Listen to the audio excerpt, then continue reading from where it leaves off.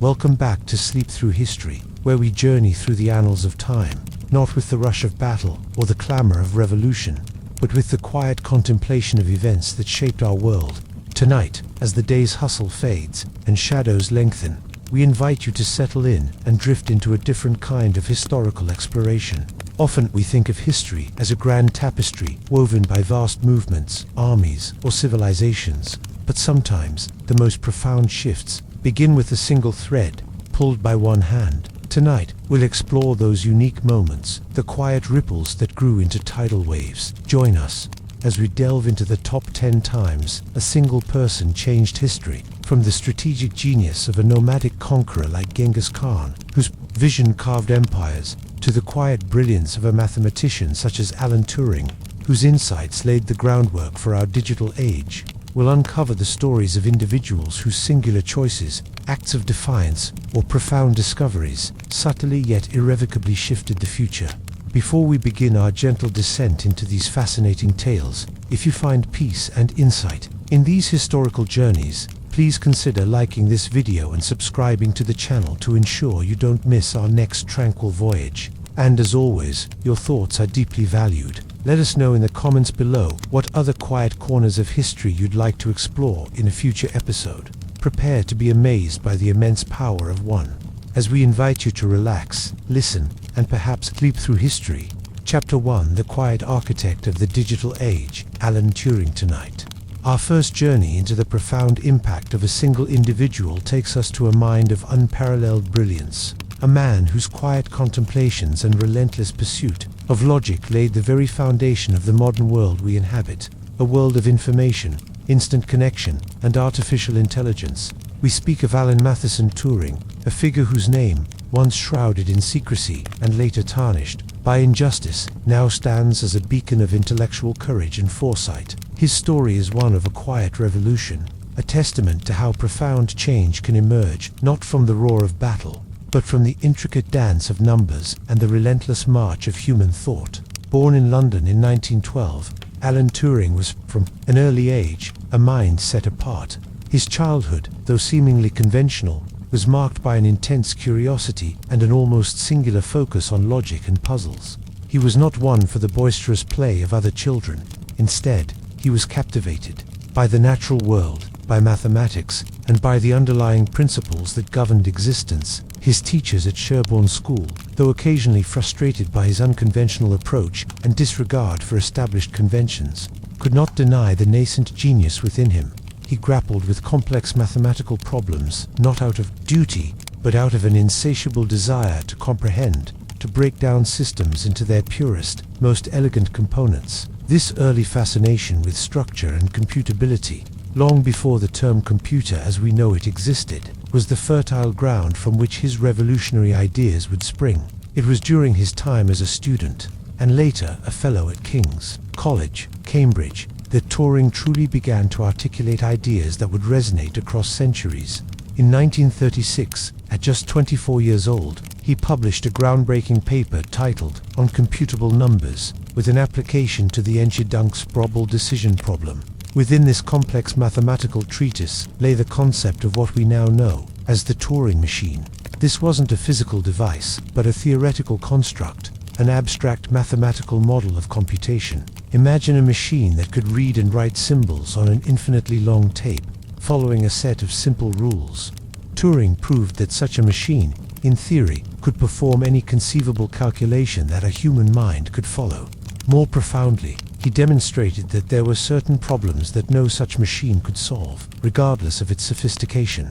This theoretical work, often overlooked in popular retellings of his life, was nothing short of prophetic. It provided the intellectual blueprint for every computer, smartphone, and digital device that would follow. It defined the very limits of what could be computed, long before the physical hardware to test such theories even existed. His genius lay in seeing the universal potential of automated calculation, envisioning a future where machines could process information with unprecedented speed and complexity. It was a quiet, almost philosophical contemplation of logic that would, decades later, manifest as the cornerstone of our information age, as the ominous clouds of World War II gathered over Europe. Turing's abstract theories were about to be thrust into a desperate, real-world challenge. In 1939, he joined the top-secret government code and cipher school at Bletchley Park. Here, amidst the sprawling wartime efforts, his theoretical insights found their urgent, practical application. The immediate problem was the Enigma machine, the supposedly unbreakable cipher device used by the German military to encrypt their communications.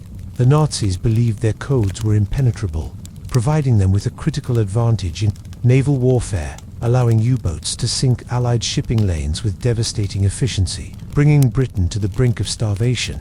The task at Bletchley Park was monumental. To crack Enigma's daily changing settings, a task that involved trillions of possible combinations.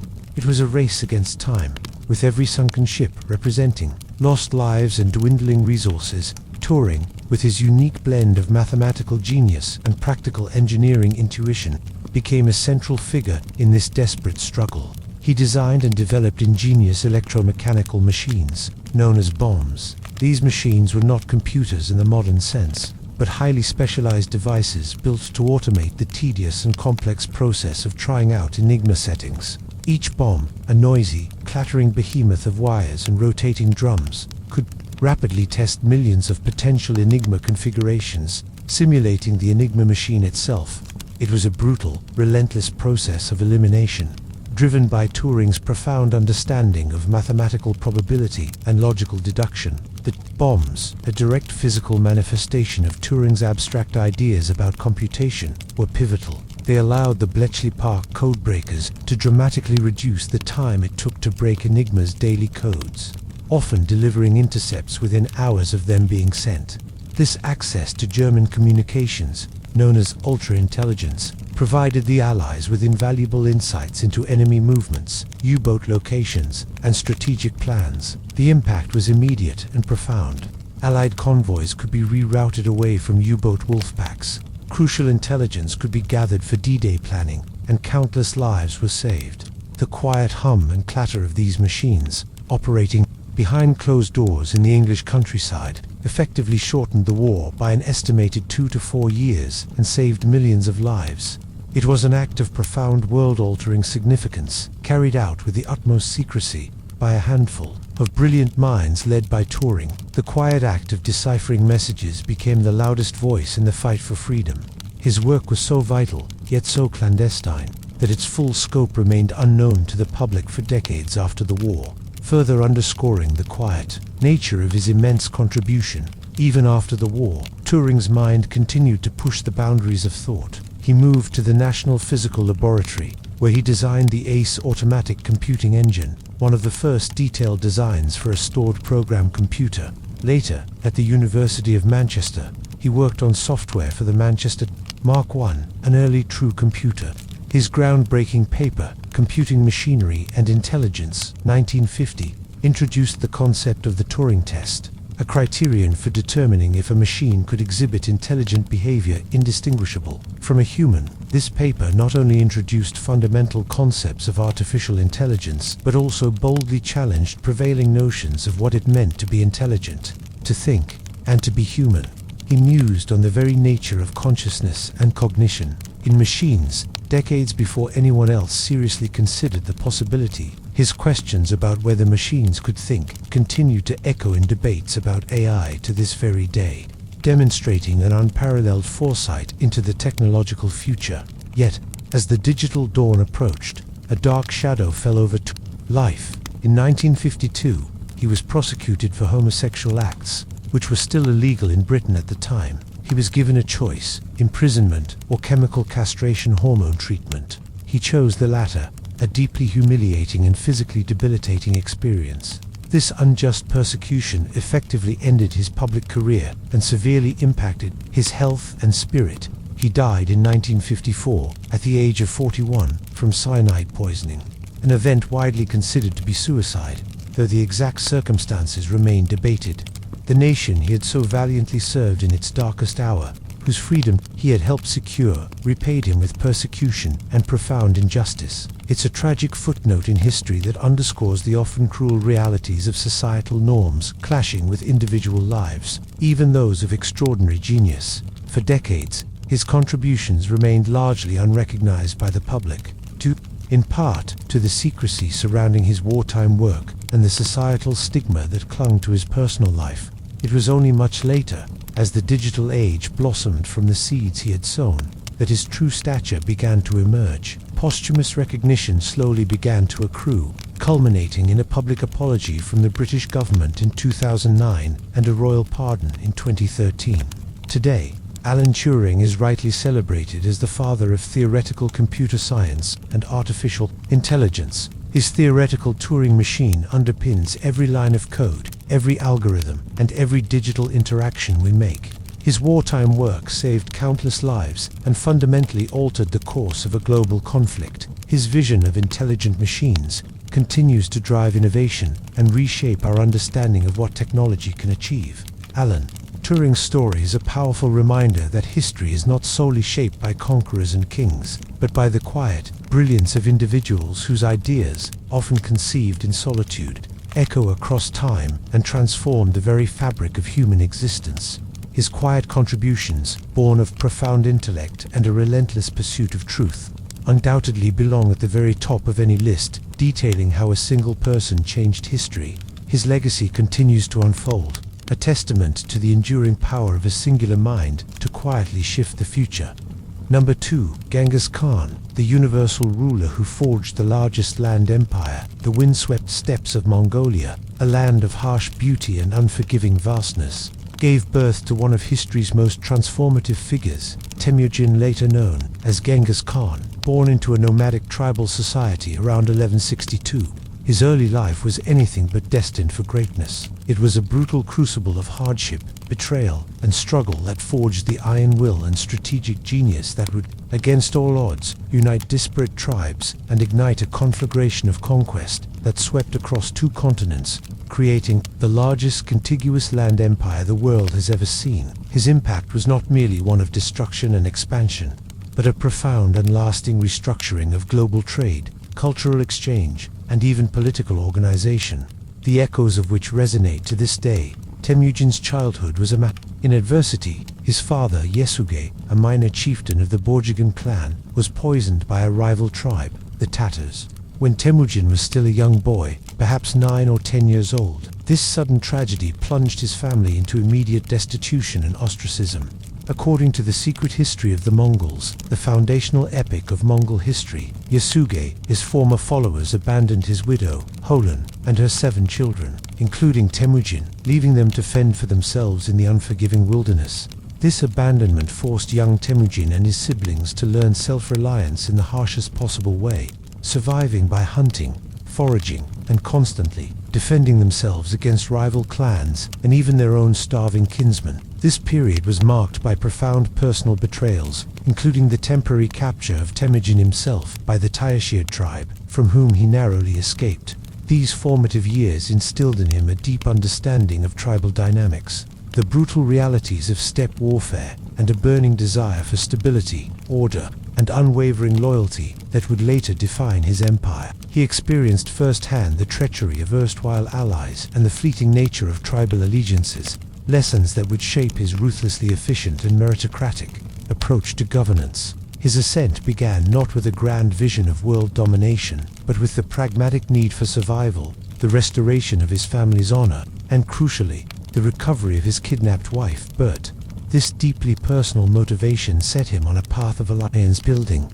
He meticulously cultivated relationships with powerful figures, notably Togrul, Khan of the Karaites, who had been a blood brother to his father, and Jamuka, a childhood friend and another powerful chieftain. Through a combination of cunning diplomacy, strategic marriages, most notably his marriage to Bert, which brought him valuable connections, and by demonstrating unwavering loyalty to those who pledged fealty to him, Temujin steadily gathered strength. Crucially, he defied traditional tribal structures by promoting individuals based on their skill, bravery, and absolute loyalty rather than their lineage.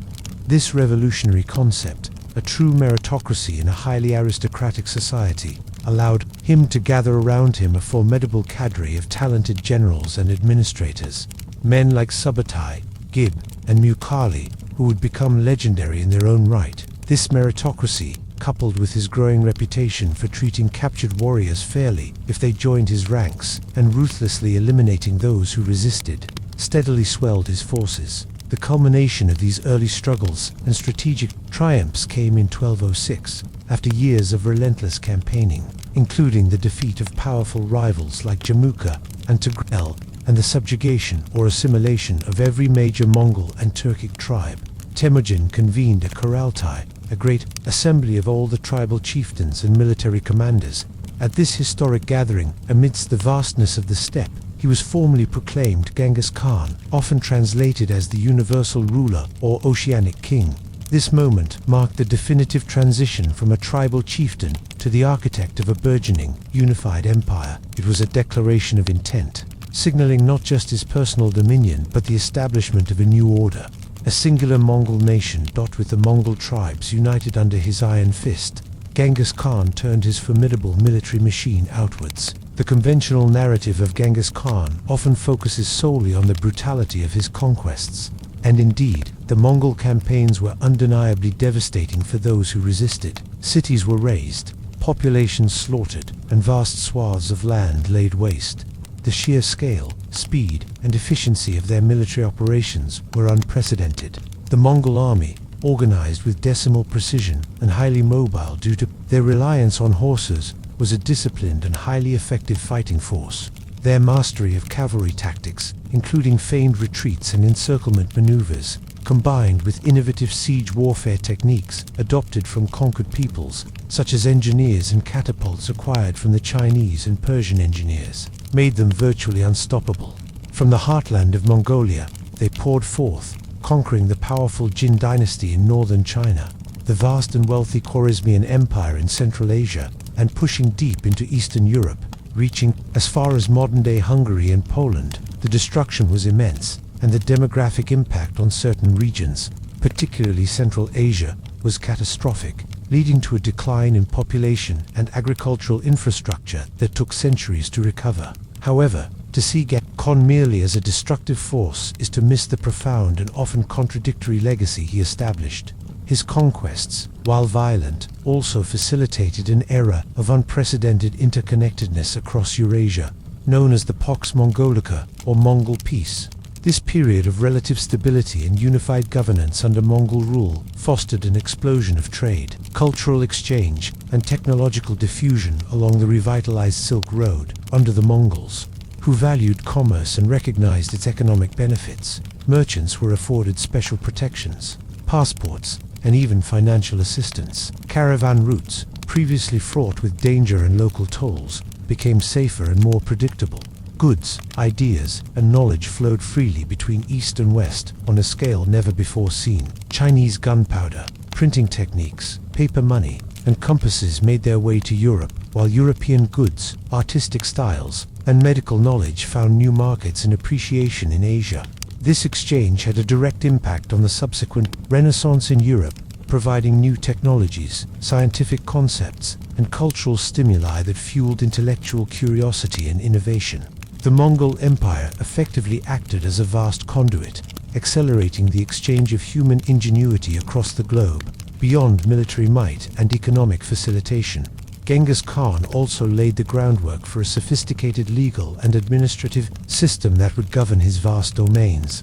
He commissioned the Yapsa, a comprehensive legal code that governed not only military discipline and criminal justice, but also taxation, trade, and even environmental protection. This code was revolutionary for its time, establishing a system of law that applied equally to all, regardless of tribal affiliation or social status, though it did distinguish between Mongols and conquered peoples in some respects. Genghis Khan's personal character was a complex tapestry of brutal pragmatism, strategic brilliance, and a surprising degree of open-mindedness. He was utterly ruthless with those who opposed him, but could be remarkably magnanimous to those who submitted. He fostered religious tolerance within his empire, often inviting clerics and scholars of various faiths, Buddhists, Christians, Muslims, Taoists to his court, seeking their counsel and respecting their beliefs. Recognizing that stability required accommodating diverse populations, this was a stark contrast to the religious persecutions common in many other empires of the era. He demanded absolute loyalty from his subordinates, but in return, he demonstrated unwavering support and trust. His life exemplified a profound understanding of human nature, leverage and the dynamics of power. Upon his death in 1227, the Mongol Empire stretched from the Pacific Ocean to the Caspian Sea. He did not, however, establish a single, unified successor. Instead, he divided his empire among his sons and grandsons, creating a system of appanages or illusors, which would eventually evolve into separate, though initially interconnected, Khanates: the Golden Horde, the Chagatai Khanate, the Ilkhanate, and the Yuan dynasty in China. While this division ultimately led to the fragmentation of his monolithic empire, the administrative and legal frameworks he put in place, the networks of trade he established, and the military innovations he championed continued to shape Eurasia. For centuries, Genghis Khan's legacy is, therefore, a dual one. He was undoubtedly a conqueror of unparalleled ferocity, responsible for immense destruction and loss of life. Yet, he was also an extraordinary unifier, an innovative military strategist, and a pioneering statesman who laid the foundations for a vast empire that, despite its relatively short lifespan as a unified entity, profoundly reshaped global geography, accelerated cultural diffusion, stimulated international trade, and left an indelible mark on the course of human history. His quiet choice to prioritize merit over birth, his unyielding determination in the face of adversity, and his strategic vision for a unified Mongol people reverberated across continents, truly shifting the future. Chapter 3: Marie Curie, the pioneer of radioactivity, who revolutionized science and medicine from the vast, windswept steppes of a medieval conqueror. We shift our gaze to the quiet, methodical world of 19th and early 20th century science, to a figure whose singular intellect and relentless dedication unearthed invisible forces that would reshape our understanding of the universe and revolutionize medicine. Maria Skłodowska, later known to the world as Marie Curie, was born in Warsaw, Poland, in 1867, at a time when her homeland was under oppressive Russian rule. Her early life, though not marked by the physical brutality of the steppes, was defined by its own forms of hardship, the intellectual suppression of Polish culture, personal tragedy, and systemic gender discrimination that sought to bar women from higher education and scientific pursuits. Yet, it was precisely these obstacles that forged her extraordinary resilience and singular focus, propelling her to achieve feats that were, in their own way, as transformative as any empire building. Marie's childhood was steeped in intellect and patriotism. Her father was a mathematics and physics instructor, and her mother was a respected headmistress. Despite the family's intellectual heritage, the political climate was stifling. Polish institutions were forbidden to teach in Polish, and the family's financial situation was precarious. The death of her eldest sister from typhus and, 2 years later, her mother from tuberculosis, left Marie with a profound sense of loss and a determination to make her life meaningful.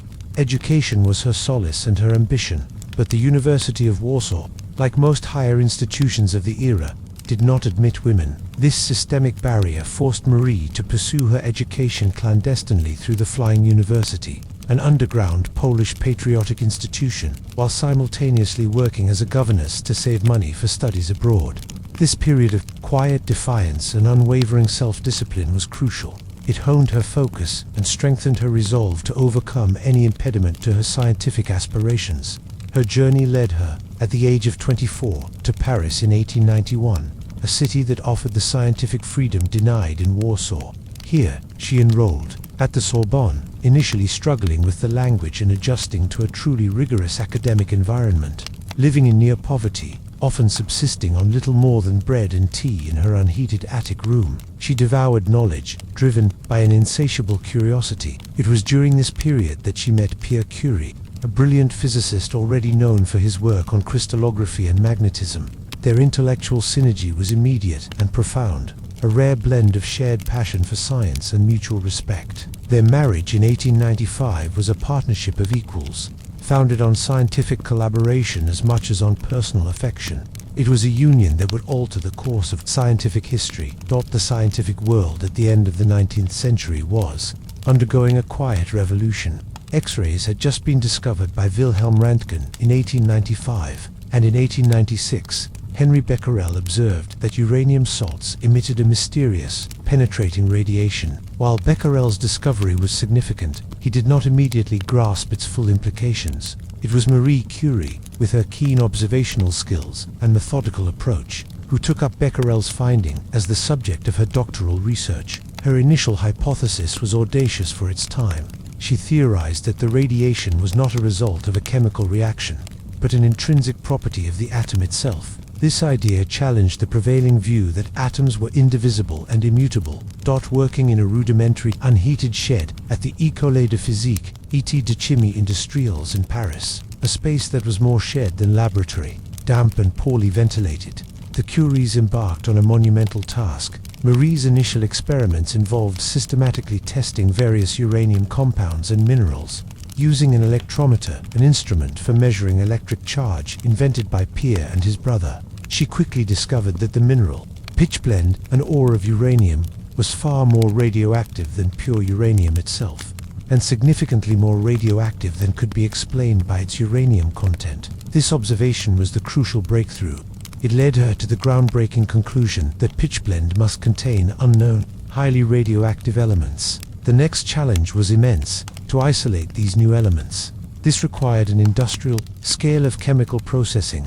The Curies obtained tons of pitchblende residue, a waste product from uranium mining, and began a painstaking process of chemical separation. It was a brutal, physically demanding endeavor. They worked with massive vats of boiling chemicals, stirring with heavy iron rods, enduring noxious fumes and extreme temperatures. For 4 years, from 1898 to 1902, they toiled relentlessly, often without adequate sleep or nutrition. Driven solely by scientific curiosity, the sheer perseverance paid off spectacularly. In July 1898, they announced the discovery of a new element, which Marie named polonium in honor of her native Poland. Just 5 months later, in December 1898, they announced the discovery of a second, even more intensely radioactive element, radium. Their isolation of a mere decigram of pure radium from tons of pitchblende in 1902 was an astonishing triumph of chemical analysis and sheer endurance, proving the existence of these elements and their unique properties. These discoveries provided irrefutable evidence for the atomic nature of radioactivity and shattered the long-held belief in the atom as the smallest, indivisible unit of matter. They effectively opened up an entirely new field of physics and chemistry. The recognition for their monumental work came swiftly. In 1903, Marie and Pierre Curie, along with Henry Becquerel, were awarded the Nobel Prize in Physics for their joint research on the radiation phenomena discovered by Professor Henry Becquerel. Marie Curie became the first woman to win a Nobel Prize. The offer of the prize initially excluded Marie, but Pierre, demonstrating his profound respect for her contributions, insisted that she be recognized, a testament to their equal partnership. This prize brought them international acclaim, but also intense pressure and demands on their time. Tragedy struck. In 1906, when Pierre Curie was killed in a street accident, run over by a horse-drawn cart, Marie was devastated, but her dedication to science remained unyielding. She took over Pierre's professorship at the Sorbonne, becoming the first woman to hold such a position, continuing their research with unwavering resolve. Despite immense personal grief and the sexism prevalent in the scientific establishment, she pressed on, determined to honor Pierre's memory by completing their work and further understanding the properties of the elements they had discovered. Her tireless efforts culminated in a second, unprecedented Nobel Prize in 1911, this time in chemistry, in recognition of her services to the advancement of chemistry by the discovery of the elements radium and polonium, by the isolation of radium, and the study of the nature and compounds of this remarkable element. She remains the only person to win Nobel Prizes in 2 different scientific fields, and the only woman to have won 2 Nobel Prizes. This second award underscored the profound chemical significance of her work, not just the physical implications. The impact of Marie Curie's discoveries extended far beyond theoretical physics. Radium, in particular, quickly found practical applications, most notably in medicine. Its radioactive properties were harnessed for treating cancer, leading to the development of radiotherapy. During World War I, she championed the use of mobile X-ray units, known as petites Curies, little Curies, which brought diagnostic radiology to battlefields, saving countless lives. She personally trained women to operate these units, driving them to the front lines, exposing herself to immense danger. Her work laid the foundation for nuclear medicine and revolutionized medical diagnostics and treatment, offering new hope in the fight against diseases that had previously been untreatable. Marie Curie dedicated her life to science, often sacrificing her health. She worked extensively with radioactive materials without understanding the long-term dangers, suffering from radiation sickness for decades. She eventually died in 1934 from aplastic anemia, likely caused by prolonged exposure to radiation. Her notebooks and even her cookbook from the 1890s are still highly radioactive today and are stored in light-lined boxes. Marie Curie was more than just a brilliant scientist. She was a trailblazer, breaking barriers for women in STEM fields and demonstrating that relentless curiosity, rigorous methodology, and sheer perseverance could unlock the universe's deepest secrets. Her quiet, focused choices in her Parisian laboratory, driven by an unyielding quest for knowledge, unveiled a fundamental force of nature and directly led to medical innovations that continue to save lives to this day. Her legacy is one of intellectual courage, scientific integrity, and profound human impact. From the silent, unseen forces within the atom, we now turn our attention to the powerful, often turbulent currents of human belief and conviction. We explore how a solitary figure, driven by faith and defiance, could challenge the established order and spark a spiritual and societal upheaval that would forever alter the map of Europe and the very fabric of Western civilization. Chapter 4. Martin Luther King Jr., the dreamer who woke a nation from one revolutionary voice to another. We now turn our attention to a figure whose words would not only shake a nation to its very core, but would echo across continents, inspiring generations in the long, slow march toward justice. Here, a young minister, guided by a profound faith and an unshakable belief in the power of love, would rise to become the voice of a people yearning for freedom and equality.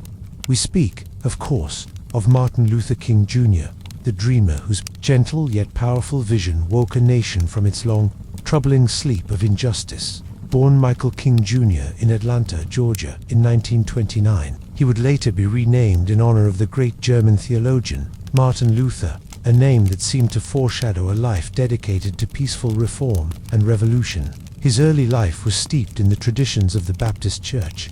His father and maternal grandfather, both influential ministers, growing up in the segregated South, he experienced firsthand the indignities and cruelties of a society divided by a color line. Yet, in his early academic and theological studies, he was exposed to a world of ideas that transcended these boundaries.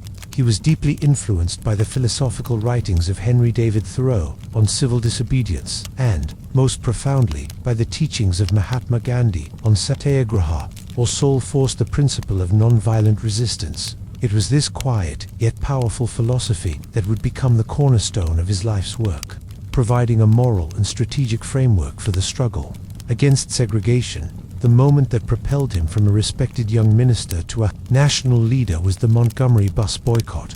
On a cold December day in 1955, a seamstress named Rosa Parks quietly refused to give up her bus seat to a white passenger, a simple act of defiance that became a spark. The local African-American community, tired of the daily humiliation of segregation, organized a boycott of the city buses. The movement needed a leader, a voice of courage and moral clarity. The young Martin Luther King Jr., just 26 years old and new to Montgomery, was chosen. His eloquence, his deeply rooted faith, and his steadfast commitment to nonviolence proved to be exactly what was needed. For 381 days, the African American community of Montgomery, united in purpose, walked to work, carpooled, or simply stayed home, enduring threats, arrests, and violence with a quiet dignity. The boycott, a testament to the power of collective action and nonviolent protest, ultimately succeeded, leading to a Supreme Court ruling that desegregated the city's buses. For King, it was a pivotal victory that proved the efficacy of his chosen path. King's philosophy of nonviolent civil disobedience was a complex and multifaceted approach. It was not a passive acceptance of injustice, but an active, loving resistance. He believed in confronting injustice directly, but without resorting to violence. knowing that violence would only beget more violence. The goal was to expose the moral bankruptcy of segregation to the conscience of the nation and the world. He organized peaceful protests, sit-ins, and marches, inviting confrontation with unjust laws and practices. He and his followers were often met with brutal violence, yet they responded with a quiet strength that shamed their oppressors. This strategy of turning the other cheek in the face of brutality was a powerful moral tool, forcing people to see the stark contrast between the peaceful demonstrators and the violent opposition. One of the most defining moments of King's leadership came in the spring of 1963 in Birmingham, Alabama, a city known for its rigid segregation and the brutal tactics of its police force. King and the Southern Christian Leadership Conference, SCLC, organized a series of peaceful demonstrations and sit-ins. The response was vicious. Police used high-pressure fire hoses and attack dogs on men, women, and even children. The shocking images of this violence, broadcast on television screens across the country and around the world, were a moral turning point. It was during this campaign that King penned his famous letter from Birmingham jail, a profound theological and philosophical defense of his methods, arguing that injustice anywhere is a threat to justice everywhere. This quiet missive, smuggled out of his cell, became a powerful statement on the urgency of the civil rights movement. The Birmingham campaign laid the groundwork for the March on Washington for Jobs and Freedom in August of that same year. On a warm summer day, over 250,000 people, black and white, gathered peacefully on the National Mall in Washington, D.C. From the steps of the Lincoln Memorial, Martin Luther King Jr. delivered his most famous speech, a sermon of hope and vision that would forever be known as the "I Have a Dream" speech. His powerful, rhythmic words painted a picture of a future where his children would not be judged by the color of their skin, but by the content of their character. This speech, delivered to 250,000 people and a global audience, was a masterpiece of rhetoric and moral clarity, articulating the profound aspirations of a movement and solidifying his place as a universal symbol of hope and peaceful resistance. King's work, however, was a relentless struggle, filled with immense challenges and personal sacrifice. He was arrested dozens of times, his home was bombed, and he received countless death threats. He endured constant surveillance and harassment from the FBI, who viewed him as a dangerous threat to the established order. Yet, he never wavered in his commitment to non-violence. Even as the movement itself began to grapple with internal divisions and the rise of more militant factions who questioned his methods, he faced a constant battle, not just against overt racism, but against the subtle, insidious prejudice that lay deep within the nation's institutions. His final years were spent expanding his vision, addressing issues of poverty and economic inequality with the poor people's campaign, and speaking out forcefully against the Vietnam War. He understood that the struggle for civil rights was inextricably linked to a broader fight for human rights and social justice. Tragically, his life was cut short by an assassin's bullet in Memphis, Tennessee, in April 1968. But his death only served to cement his legacy. The enduring influence of Martin Luther King Jr. is difficult to overstate.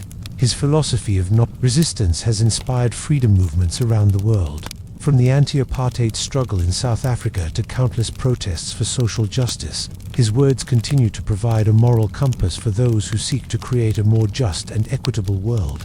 He demonstrated that true change comes not from the clash of arms, but from the quiet, patient, and persistent struggle for what is right. As we reflect on his life, we are reminded of the power of a single voice, of a single dream, to awaken the conscience of an entire nation. The gentle strength of his vision and the quiet dignity of his struggle continue to echo in our own time, a timeless call to justice and peace. And as we reflect on the quiet power of his dream and the profound legacy of his non-violent resistance, our thoughts naturally turn to the many ways history is quietly shaped, not only by grand speeches and collective movements, but by the determined will of the individual. Chapter 5. Isaac Newton, the visionary, who unlocked the laws of the universe. From the profound theological revolution sparked by a German monk, we now shift our focus to a different kind of revolution, one that unfolded not in the realm of faith, but in the rigorous, empirical domain of natural philosophy. In the quiet, contemplative solitude of rural England, a singular mind, perhaps the most influential scientific intellect in human history, methodically dismantled centuries of accepted wisdom and piece by piece, constructed a coherent, mathematical framework that explained the fundamental workings of the physical universe. Isaac Newton's unparalleled genius, manifested through a series of groundbreaking discoveries in optics, calculus, and, most famously, gravity, provided humanity with a new lens through which to view reality, forever changing our understanding of motion, matter, and our place in the cosmos. His quiet choices to pursue inquiry with unprecedented rigor did not just shift the future, they fundamentally re-engineered its scientific and philosophical foundations. Isaac Newton was born prematurely, on Christmas Day, 1642, in Woolsthorpe, Lincolnshire, a tiny hamlet in the English countryside. His birth was overshadowed by the death of his father 3 months prior, and his mother remarried when Isaac was 3, leaving him in the care of his grandmother. This early abandonment fostered a deep-seated insecurity and a fiercely independent, somewhat reclusive nature that would characterize much of his life. He was not a precocious child in the conventional sense. Initially, he showed little academic promise. However, he possessed a remarkable mechanical aptitude, building intricate models, sundials, and even a working wooden clock. His formal education began at the King's School in Grantham, where he was initially a mediocre student. But a transformative encounter with a local apothecary's books and tools ignited his latent scientific curiosity. Despite his mother's attempts to make him a farmer, his headmaster recognized his exceptional intellect and successfully argued for him to pursue higher education. In 1661, Newton entered Trinity College, Cambridge, as a sizar, a student who performed menial tasks to pay for his tuition. This period of his life was marked by intense self-study. Going far beyond the standard curriculum, he devoured the works of the leading scientific thinkers of his day, including René Descartes, Johannes Kepler, Galileo Galilei, and Euclid. He diligently filled notebooks with his observations and original thoughts, meticulously dissecting complex problems and building upon the ideas of his predecessors. It was during these formative years, free from the constraints of formal instruction, that the seeds of his future breakthroughs were sown. However, the defining period of Newton's intellectual awakening came unexpectedly. In 1665, the Great Plague forced the closure of Cambridge University, sending Newton back to his isolated family home in Woolsthorpe for nearly 2 years. This period, which he later referred to as his Annus Mirabilis Year of Wonders, was arguably the most productive in the history of individual scientific thought.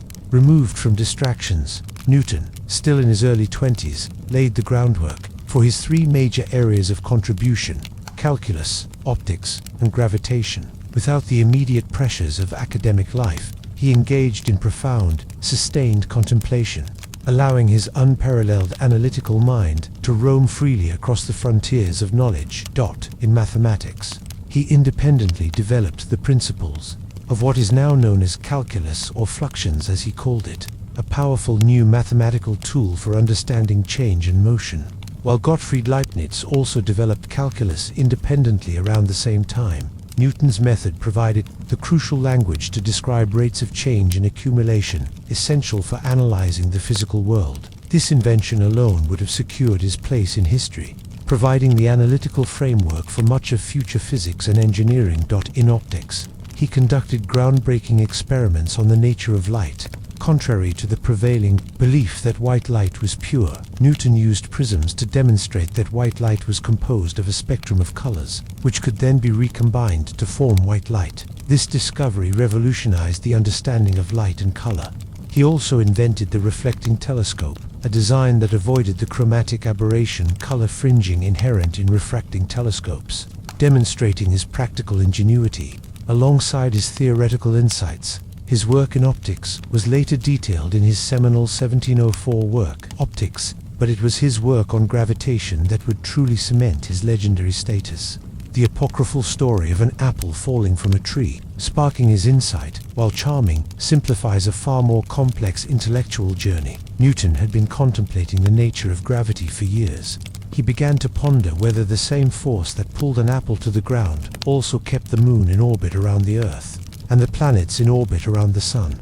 This was a radical idea, challenging the Aristotelian notion that celestial and terrestrial mechanics were governed by different sets of laws. By applying his newly developed calculus to Kepler's laws of planetary motion, he deduced the inverse square law of universal gravitation, that every particle of matter in the universe attracts every other particle with a force directly proportional to the product of their masses and inversely proportional to the square of the distance between their centers. Newton meticulously refined and articulated these principles over 2 decades, culminating in the publication of his masterpiece, Philosophiae Naturalis, Principia Mathematica, Mathematical Principles of Natural Philosophy, or simply the Principia. In 1687, this 3-volume work is widely regarded as one of the most important scientific books ever written. In it, Newton formulated his 3 laws of motion inertia, F equals ma, and action-reaction, and the law of universal gravitation.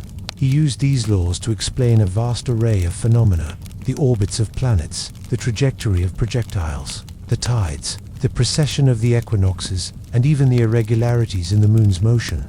He demonstrated that the entire universe operated according to a single, elegant set of mathematical laws. The Principia established physics as a distinct mathematical science and presented a unified, mechanistic view of the universe, replacing centuries of qualitative, philosophical speculation with quantitative, predictive power. The impact of the Principia was immediate and profound. It provided a coherent, comprehensive system that explained the universe with unprecedented precision. It transformed astronomy from a descriptive science into a predictive one. It established the scientific method as the gold standard for inquiry, emphasizing observation, mathematical formulation, and experimental verification. Newton's work became the bedrock of classical physics for the next 2 centuries, influencing not just science but philosophy, theology, and political thought. The universe was no longer a mysterious, unpredictable realm governed by capricious divine will, but a grand, ordered machine, understandable through human reason. This mechanistic worldview deeply influenced Enlightenment thinkers, leading to ideas about natural law in politics and economics, and inspiring confidence in humanity's ability to understand and control its environment. Beyond his direct scientific contributions, Newton was a towering figure in British intellectual life. He became the president of the Royal Society, England's premier scientific body, in 1703, a position he held until his death. He also served as Master of the Royal Mint, where he conducted a vigorous and successful campaign against counterfeiting, demonstrating his administrative capabilities. Despite his later years being marked by priority disputes with rivals like Leibniz and Hooke, and a deep lifelong engagement with alchemy and theology, which he considered integral to his pursuit of understanding God's creation, his public persona solidified into that of the venerated sage, the embodiment of Enlightenment reason. Isaac Newton's life was a testament to the power of sustained, deep thought and rigorous application of mathematical principles to the natural world. His quiet hours of contemplation in Woolsthorpe, his meticulous experiments, and his singular intellectual courage to challenge established dogma led to a paradigm shift that fundamentally redefined humanity's place in the cosmos. He didn't just discover gravity, he gave humanity the intellectual tools to comprehend the universe as a rational, ordered place governed by immutable laws. His choices, driven by an insatiable curiosity and an unparalleled analytical mind, didn't just shift the future, they provided the very blueprint for how humanity would approach the scientific endeavor for centuries to come, laying the indispensable groundwork for every subsequent technological and scientific advancement. From the mind that unveiled the universal laws of nature, we now turn to a different kind of revolution, one rooted in the mechanical reproduction of knowledge. We will explore how a singular figure, through an ingenious invention, democratized access to information, ignited an explosion of literacy, and fundamentally transformed the spread of ideas, ensuring that the light of knowledge could reach far beyond the confines of scholarly elites. Chapter 6. Johann Gutenberg, the printer who democratized knowledge from the grand universal laws that govern the cosmos. Discovered by the solitary brilliance of Isaac Newton, we now journey to a different kind of foundational shift, one that enabled the widespread dissemination of all subsequent knowledge. In the mid-15th century, a quiet, somewhat enigmatic craftsman in Mainz, Germany, brought forth an invention that more than any other revolutionized communication, democratized access to information, and catalyzed the spread of ideas that would fuel the Reformation, the Renaissance, and the scientific revolution. Johann Gutenberg's development of the movable type printing press was not merely a mechanical innovation, it was a societal earthquake, an information revolution that forever altered the relationship between people and knowledge, silencing centuries of limited access and ushering in an age of mass literacy and intellectual awakening. His choices, often shrouded in financial struggle and secrecy, quietly shifted the future by giving voice to the printed word. Johann Gensfleisch zur Leyden zum Gutenberg was born in Mainz, Germany, around 1400, into an aristocratic family. Details of his early life are scarce, reflecting the general lack of extensive personal records for non-nobles in that era. We know that his family's position provided him with exposure to various crafts and trades, and he likely trained as a goldsmith or a metalworker, skills that would prove crucial to his later invention. This background in metalworking, particularly the precision required for coinage and jewelry, provided him with the practical expertise in metallurgy and engraving necessary to conceive and execute his groundbreaking idea. For centuries, books in Europe had been laboriously copied by hand, primarily by monastic scribes. This process was incredibly slow, prone to error, and exceedingly expensive, making books luxury items accessible only to the wealthy elite, the church, and university. Scholars' knowledge, therefore, remained largely confined and controlled. Gutenberg's initial experiments with printing likely began in Strasbourg, where he lived for a period in the 1430s. Records indicate he was involved in various business ventures, some clandestine, including the production of mirrors for pilgrims and, more significantly, artificial writing, which many historians believe refers to his early attempts at printing.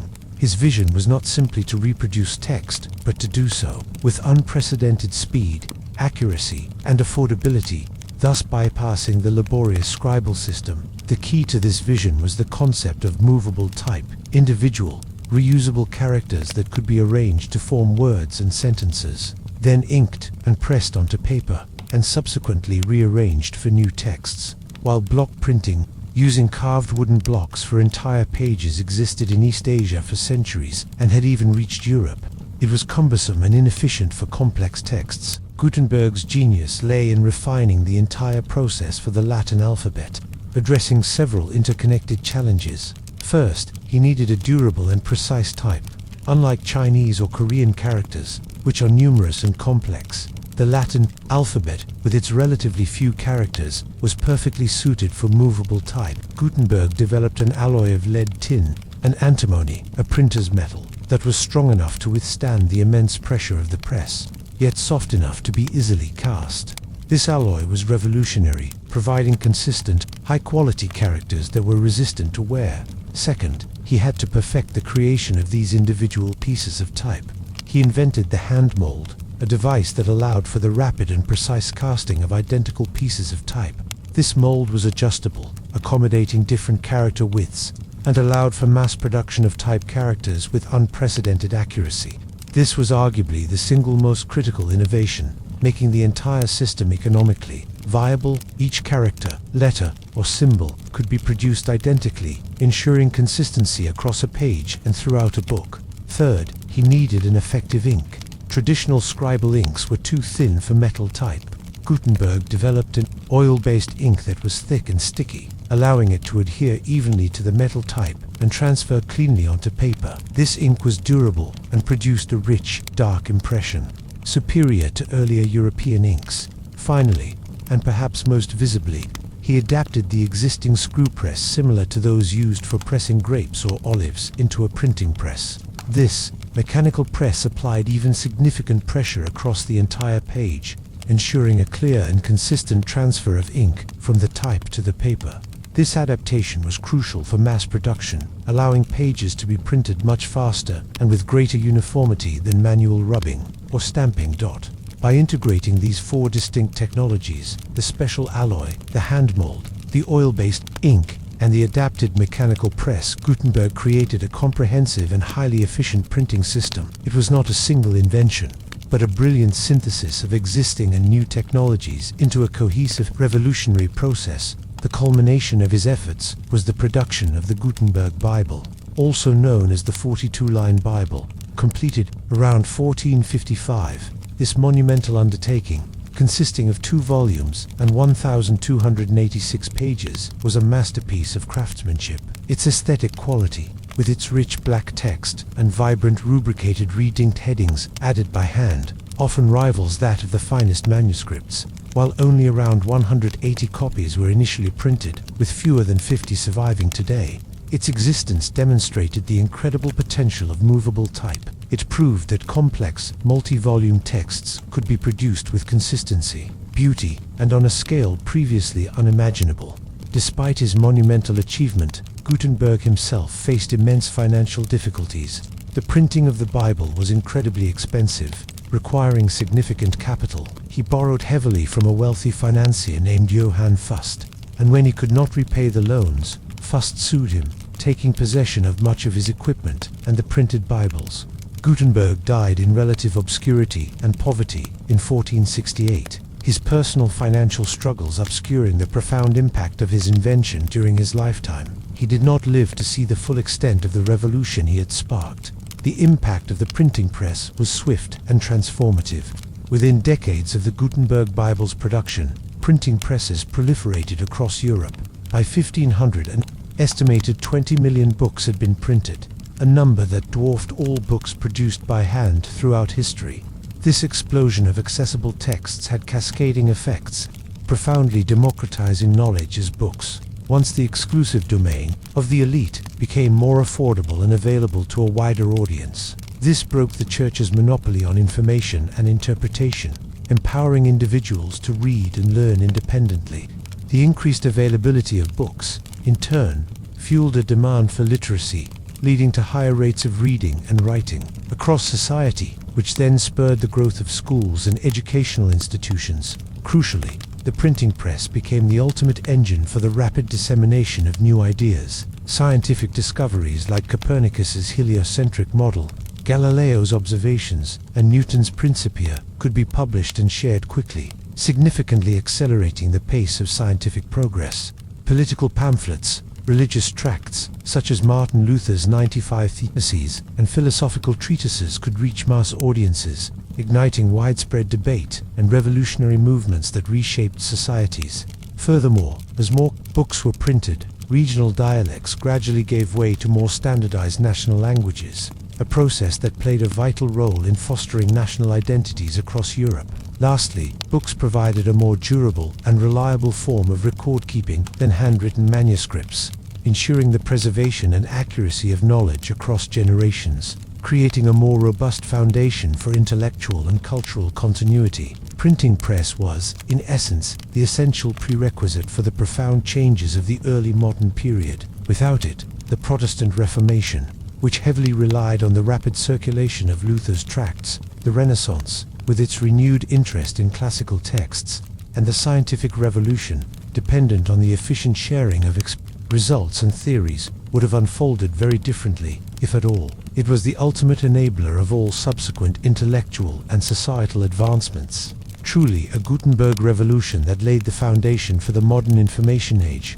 Johann Gutenberg, through his meticulous craftsmanship, entrepreneurial spirit, and ingenious synthesis of existing technologies, unleashed an unstoppable force. His single, quiet choice to perfect the art of mechanical reproduction of the written word didn't just shift the future, it created the very medium through which all future knowledge would largely be transmitted, read, and debated, fundamentally altering the fabric of human civilization. From the quiet revolution of the printing press, which empowered the mind, we now turn to a different kind of power, the mesmerizing, often dangerous, influence of political charisma and strategic cunning.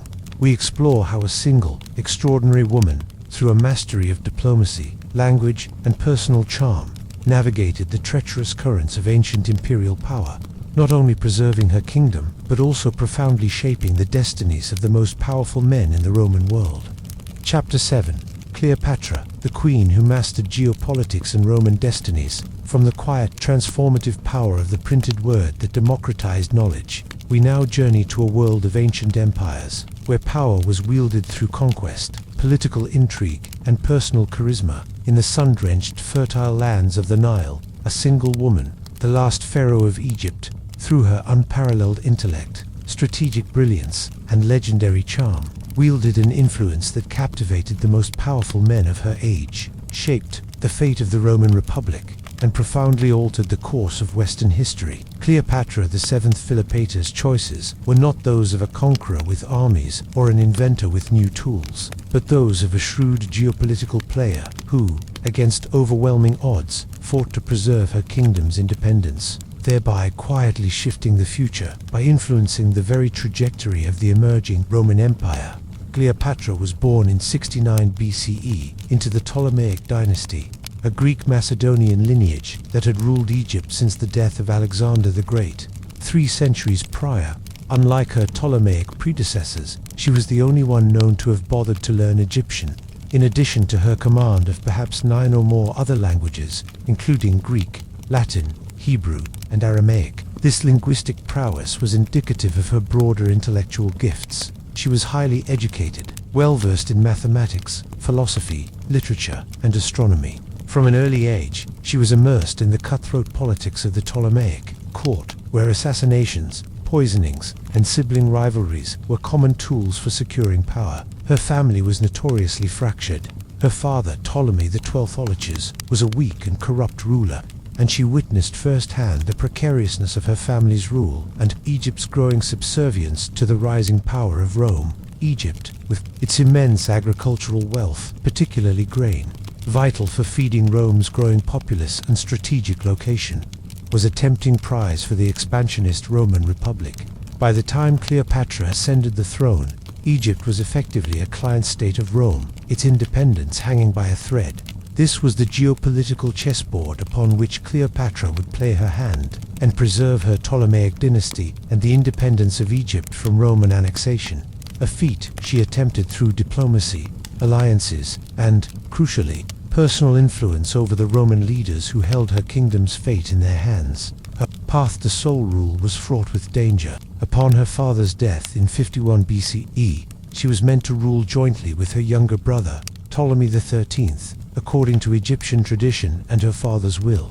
However, the royal court's powerful eunuchs and advisors, fearing her intelligence and ambition, quickly moved to undermine her, forcing her into exile. It was during this period of vulnerability that she made her decisive move. The arrival of Julius Caesar in Egypt in 48 BCE, pursuing his rival Pompey the Great, presented Cleopatra with a desperate, yet unparalleled, opportunity. Famously, Cleopatra orchestrated her secret return to Alexandria and her dramatic entrance to Caesar. According to legend, she was smuggled into the royal palace, rolled up in a carpet or a laundry sack, and presented to Caesar. This audacious act, demonstrating both her courage and her flair for the theatrical, captivated the aging, but still formidable Roman general. Caesar, embroiled in a civil war and needing Egyptian resources, found in Cleopatra not just a beautiful woman, but an intelligent, charismatic, and politically astute queen who could be a valuable ally.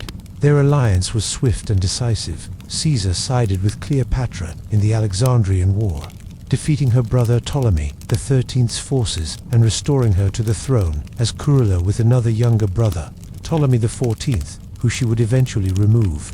Their union also produced a son, Caesarion Little Caesar, strengthening her claim and creating a powerful link to Rome's most dominant figure. For the next few years, Cleopatra solidified her power, learning from Caesar about Roman politics and administration. Her time in Rome with Caesar further exposed her to the intricacies of Roman power and the volatile nature of its republican system. With Caesar's assassination in 44 BCE, however, her position became precarious once more. Egypt was again vulnerable, and she had to navigate the tumultuous civil wars that erupted between Caesar's heirs and assassins. This period demonstrated her extraordinary adaptability and diplomatic prowess.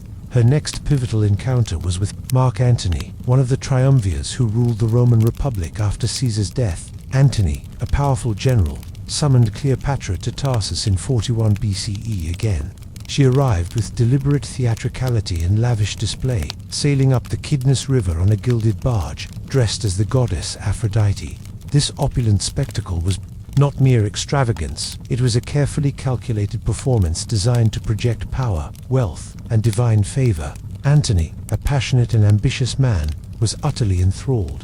Their alliance, cemented by their mutual political needs and deep personal attraction, became legendary. Cleopatra needed Antony's military might to protect Egypt, and Antony needed Egypt's immense wealth and grain to fund his eastern campaigns against the Parthian Empire and, eventually, against Octavian, Caesar's adopted heir.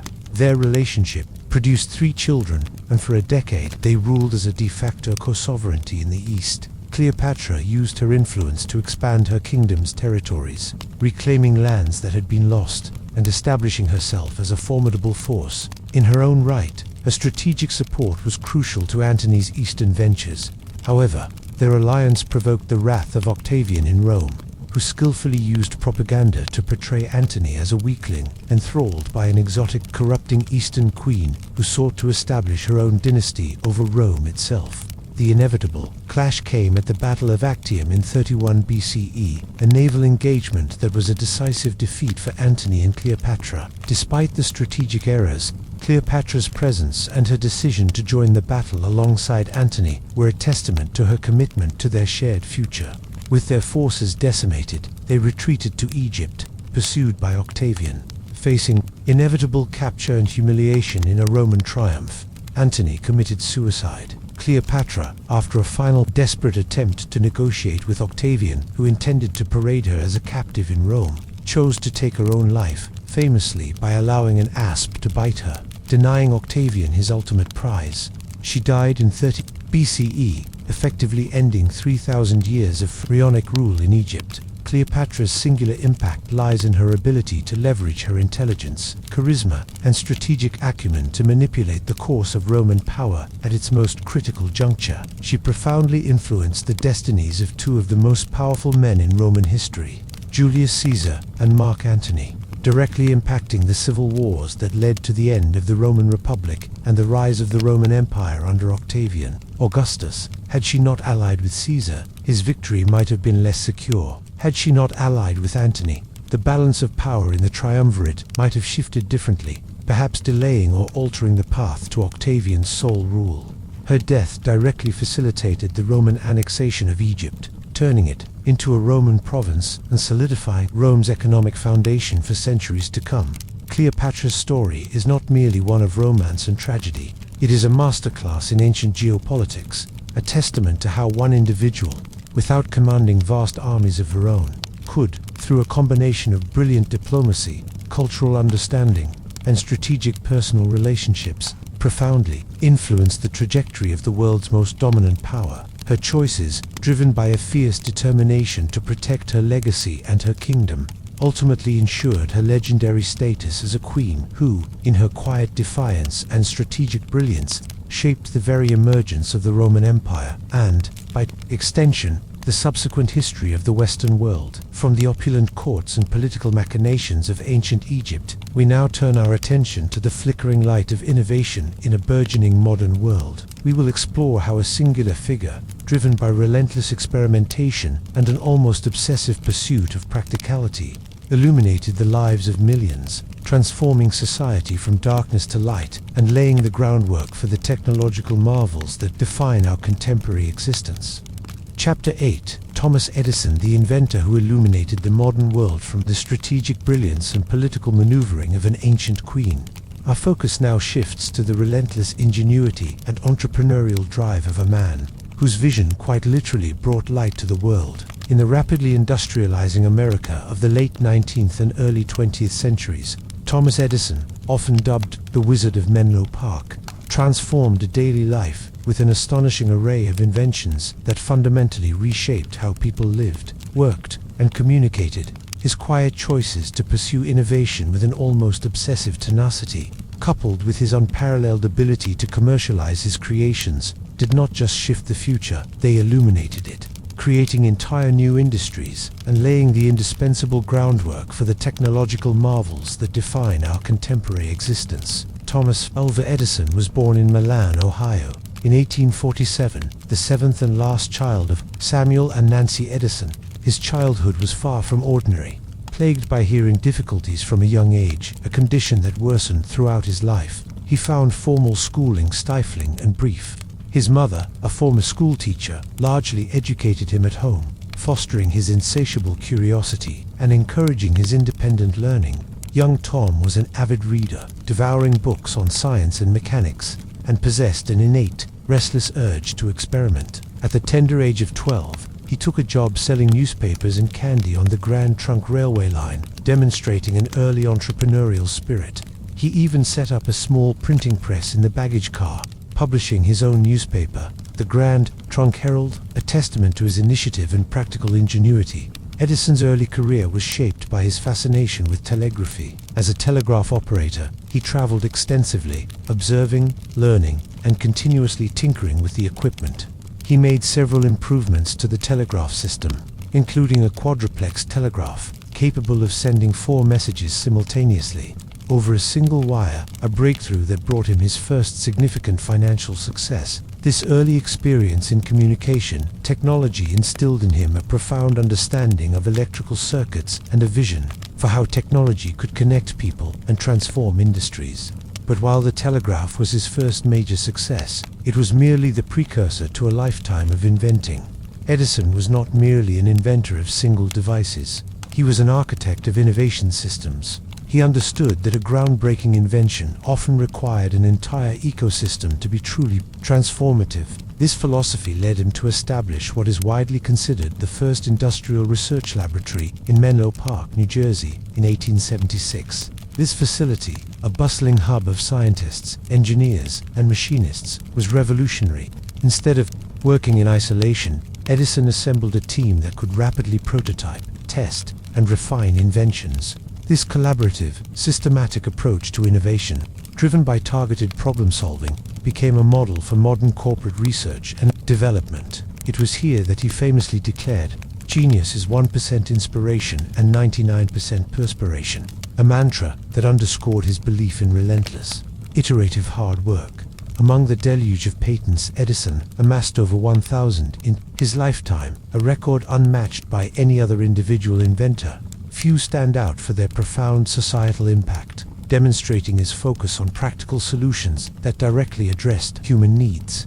Perhaps his most iconic invention was the practical, long-lasting incandescent light bulb. While he didn't invent the concept of electric light, existing bulbs were either too short-lived, too expensive, or required too much power to be commercially viable. Edison's genius lay in developing a carbonized bamboo filament that could burn for over 1,200 hours, making electric light practical and affordable for homes and businesses. This was not a single discovery, but the culmination of thousands of experiments and failures. Yet the light bulb itself was only part of the equation. Edison also engineered an entire system of electric power generation and distribution, including dynamos, meters, and practical wiring, making electricity a usable utility. In 1882, his Edison Electric Light Company, which would eventually merge to become General Electric, opened the Pearl Street Station in New York City, providing direct current electricity to customers. This moment marked the dawn of the age of widespread electric power, forever altering urban landscapes, extending working hours beyond daylight, and ushering in new possibilities for industry and leisure. Another groundbreaking invention was the phonograph, unveiled in 1877. This device, capable of recording and reproducing sound, was nothing short of miraculous for its time. People had never before heard their own voices played back. The phonograph laid the foundation for the recording industry, fundamentally changing how music was consumed, how speeches were preserved, and how oral histories could be captured. It opened up entirely new forms of entertainment and communication, allowing sound to transcend time and space. Edison also played a crucial role in the birth of motion pictures. Recognizing the potential of moving images, he developed the kinematograph in the early 1890s. While not the inventor of cinema itself, his laboratory made significant contributions to the development of early motion picture cameras and viewing devices, establishing crucial technical standards and paving the way for the film industry. His Black Maria studio in West Orange, New Jersey, was the world's first film studio, where countless early films were produced, showcasing his commitment to not just inventing but to creating the infrastructure for new forms of media. Throughout his career, Edison's method was characterized by tireless experimentation and an almost stubborn refusal to quit. His famous quote, "I have not failed 10,000 times," "I have successfully found 10,000 ways that will not work," encapsulates his iterative problem-solving approach. He was a shrewd businessman, understanding the importance of patents and intellectual property, and relentlessly pursuing the commercial viability of his inventions. His genius lay not just in flashes of inspiration, but in the systematic, industrial application of scientific principles to practical problems, bringing innovations from the laboratory to the marketplace. The impact of Thomas Edison's work is immeasurable. He didn't just invent products. He created entirely new industries. Electric lighting transformed cities, factories, and homes, profoundly influencing architecture, public safety, and social habits. The phonograph gave birth to the music industry and forever changed entertainment. His contributions to motion pictures laid the foundation for one of the most powerful artistic and entertainment mediums of the 20th century. Beyond these specific inventions, his establishment of the Industrial Research Laboratory model revolutionized the process of innovation itself, setting the precedent for modern corporate R&D. He transitioned society from a gaslit era to a modern, electrified, and information-rich one. Thomas Edison's choices, driven by an entrepreneurial spirit, a relentless work ethic, and an unparalleled ability to synthesize scientific knowledge with practical application, illuminated the world in more ways than one. His profound impact extended beyond mere technological novelty.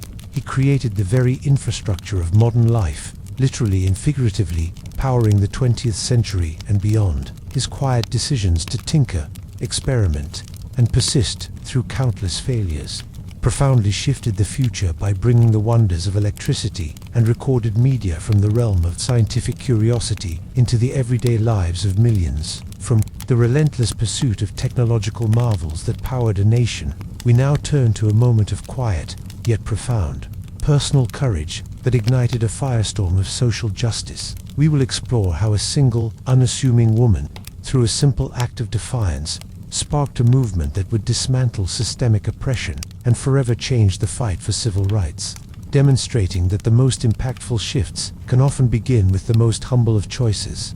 Chapter 9. Rosa Parks, the seamstress who ignited a civil rights movement from the grand systemic innovations that illuminated cities and built new industries.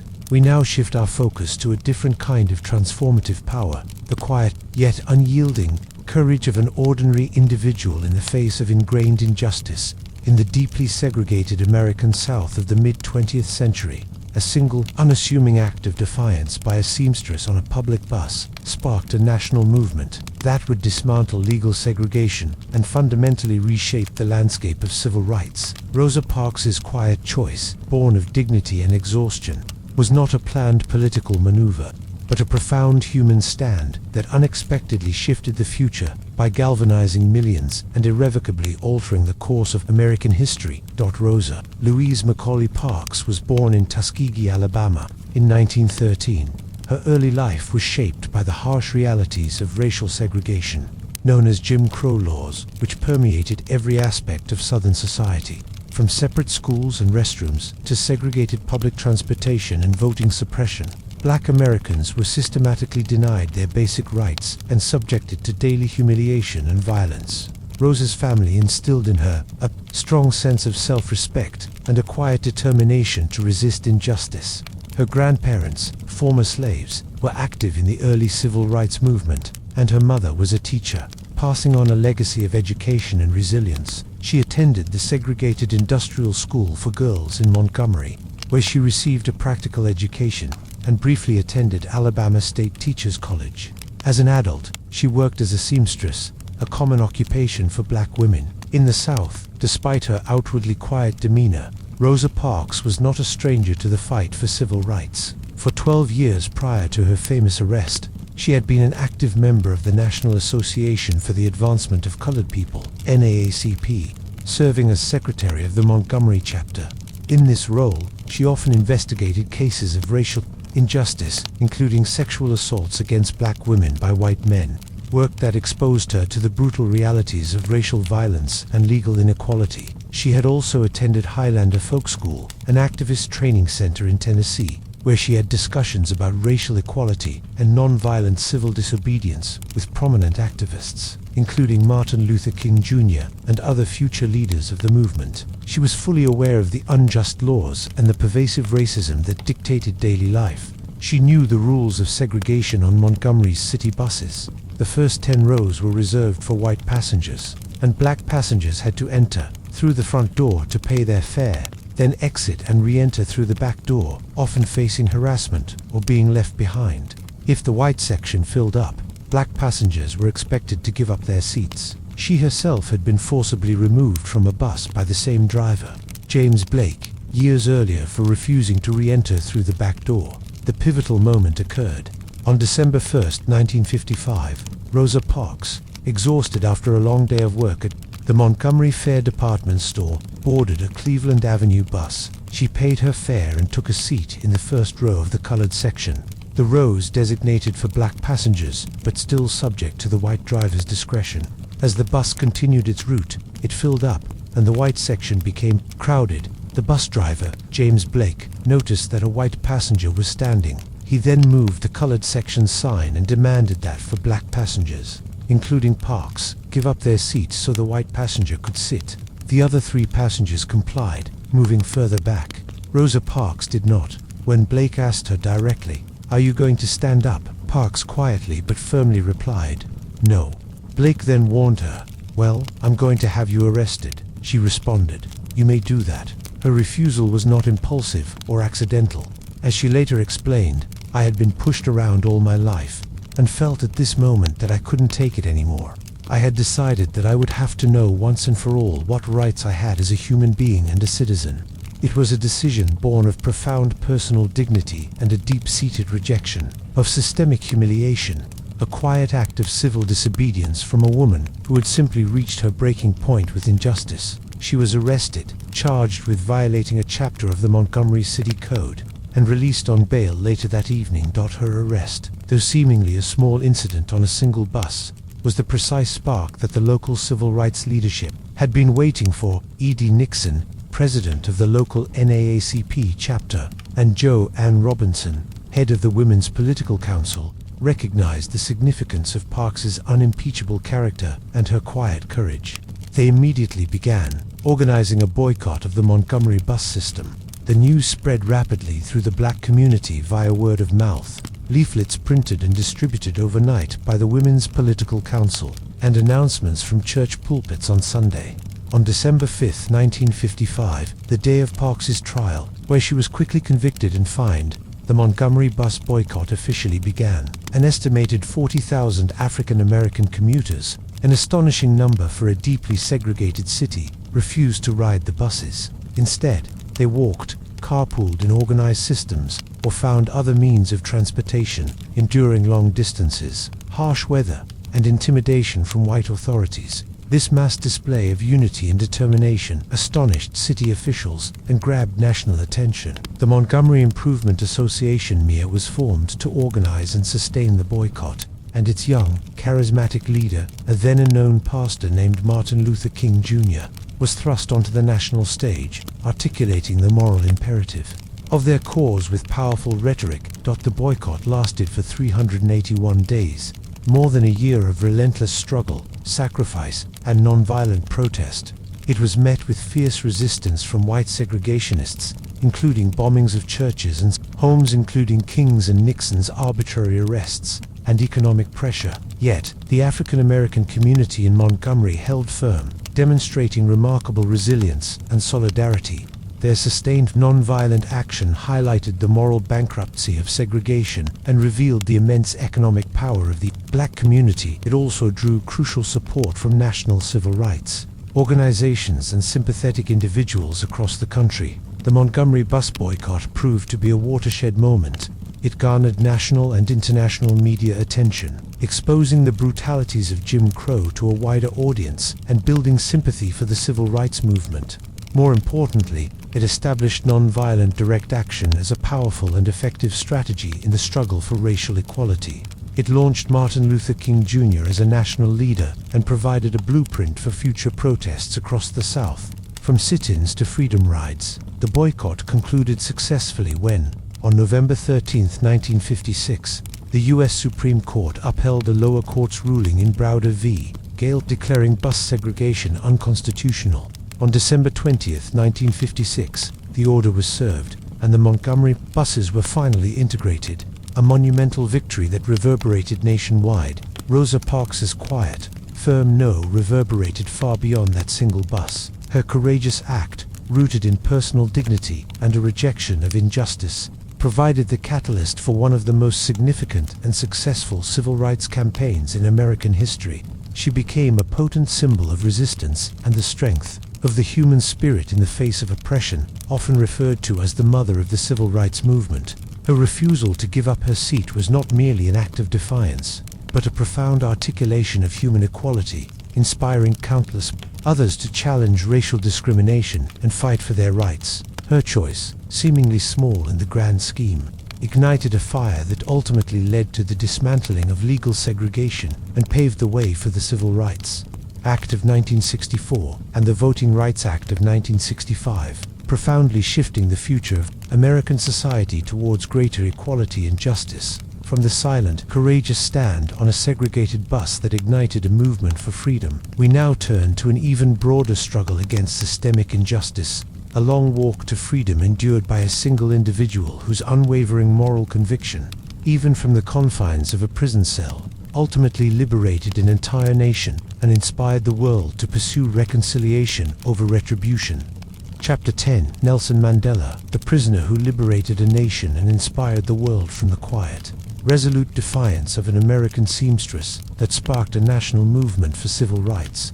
We turn our gaze to a monumental struggle against an even more entrenched system of racial oppression.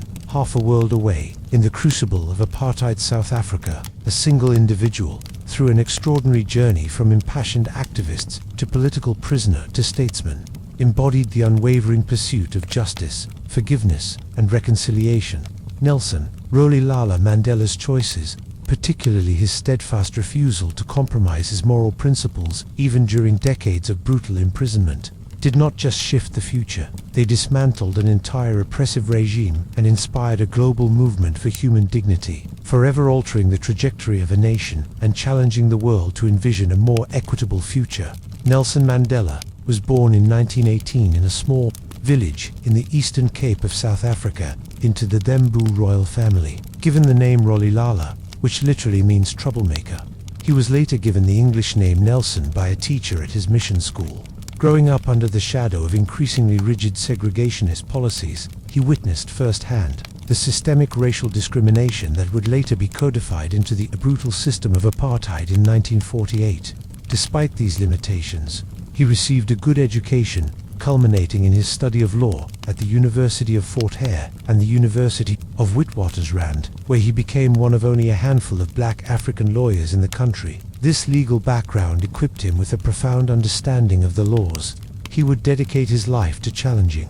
Mandela's political awakening occurred in the vibrant black townships of Johannesburg, where he encountered the stark realities of urban poverty, forced removals, and racial subjugation. In 1944, he joined the African National Congress (ANC), an organization dedicated to fighting racial discrimination and achieving equal rights for black South Africans. Initially advocating for non-violent resistance, Mandela, alongside colleagues like Oliver Tambo and Walter Sisulu, became a key figure in the ANC Youth League, pushing for more assertive, mass-based action against apartheid. He played a crucial role in organizing the 1952 Defiance Campaign, a large-scale civil disobedience movement that saw volunteers intentionally break apartheid laws. As the apartheid government grew increasingly repressive, resorting to violence and mass arrests, Mandela became convinced that non-violent protest alone would not be sufficient to overthrow the deeply entrenched system. After the Sharperville massacre in 1960, where police opened fire on unarmed black protesters, killing 69, the ANC was banned. This forced Mandela and other leaders to make an agonizing decision. In 1961, he co-founded Umkhonto we Sizzle Spear of the Nation, the armed wing of the ANC, sanctioning acts of sabotage against government infrastructure, carefully avoiding civilian casualties where possible. This shift from non-violence was a pragmatic, albeit controversial, choice choice born of desperation in the face of escalating state violence. In 1964, Mandela and several other ANC leaders were arrested and put on trial for sabotage and other charges, in what became known as the Rivonia trial. Facing the death penalty, Mandela delivered a powerful 4-hour speech from the dock, concluding with a defiant declaration: "I have fought against white domination, and I have fought against black domination. I have cherished the ideal of a democratic and free society in which all persons live together in harmony and with equal opportunities. It is an ideal which I hope to live for and to achieve, but if needs be, it is an ideal for which I am prepared to die." His words became a global rallying cry against apartheid. Despite his eloquent defense, he was sentenced to life imprisonment. Mandela spent the next 27 years in prison, most notably on Robben Island, a maximum security penal colony. This period of his life, spanning from 1964 to 1990, was perhaps his most profoundly impactful. Despite brutal conditions, hard labor, and deliberate attempts to break his spirit, Mandela transformed his prison cell into a symbol of resistance and a university for his fellow political prisoners. He continued to study, lead, and inspire, refusing to compromise his core beliefs even when offered conditional release in exchange for renouncing armed struggle. His steadfastness, integrity, and unyielding commitment to a non-racial South Africa turned him into a living martyr and an international icon. The Free Nelson Mandela campaign gained momentum globally, becoming a powerful force against apartheid. His long walk to freedom ended on February 11, 1990, when he was released from Victor Verster prison. His release, broadcast worldwide, was a moment of immense hope and an undeniable testament to the power of sustained international pressure and his own indomitable spirit. What followed was an even greater challenge, leading a deeply divided nation from the brink of civil war to peaceful transition. Mandela, remarkably, emerged from prison not with bitterness or a desire for revenge, but with an extraordinary commitment to reconciliation. He engaged in painstaking negotiations with the apartheid government, often mediating between hardliners on both sides, always emphasizing forgiveness and a future built on unity. His leadership led to the first fully democratic elections in South Africa in April 1994, where, at the age of 75, he was elected the country's first black president. His presidency was marked by the establishment of the Truth and Reconciliation Commission, a groundbreaking initiative designed to heal the wounds of apartheid by uncovering past abuses and promoting forgiveness rather than retributive justice. He guided South Africa through a fragile transition, demonstrating the power of moral authority and the possibility of national healing even after generations of oppression.